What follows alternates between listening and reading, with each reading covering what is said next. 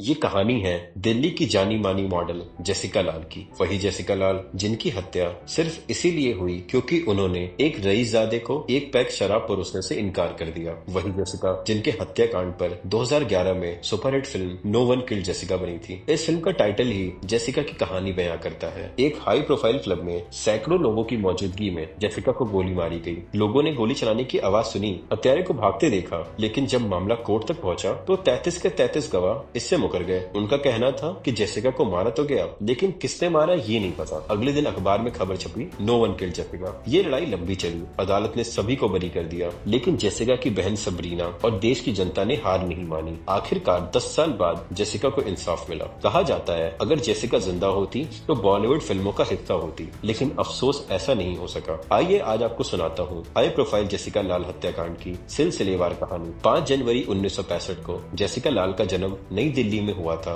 जिन्हें घर वाले प्यार से सोना बुलाते थे। जेसिका घर की बड़ी बेटी थी, सबरीना उनसे छोटी थी। बचपन से ही हीरोइन बनने का ख्वाब देखने वाली जेसिका ने कम उम्र से ही मॉडलिंग की दुनिया में कदम रख दिया था। दिल्ली में मॉडलिंग करते हुए जेसिका ने अच्छी खासी पहचान बना ली थी। हालांकि जब जब उन्हें पैसों की जरूरत पड़ती थी तो वो कोई छोटे मोटे काम कर कमाई कर लिया करती थी।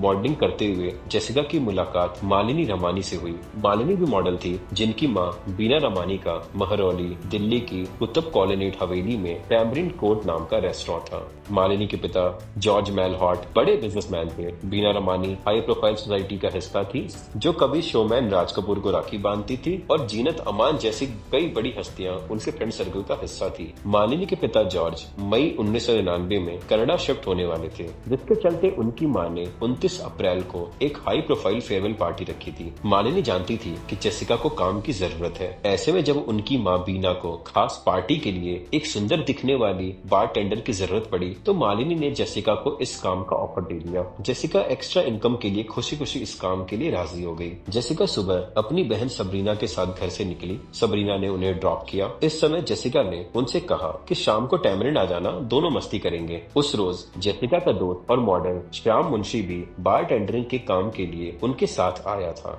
इस हत्याकांड की आगे की कहानी जानने के लिए हमारे साथ बने रहें। हम कल अगले एपिसोड के साथ वापस लौटेंगे। धन्यवाद।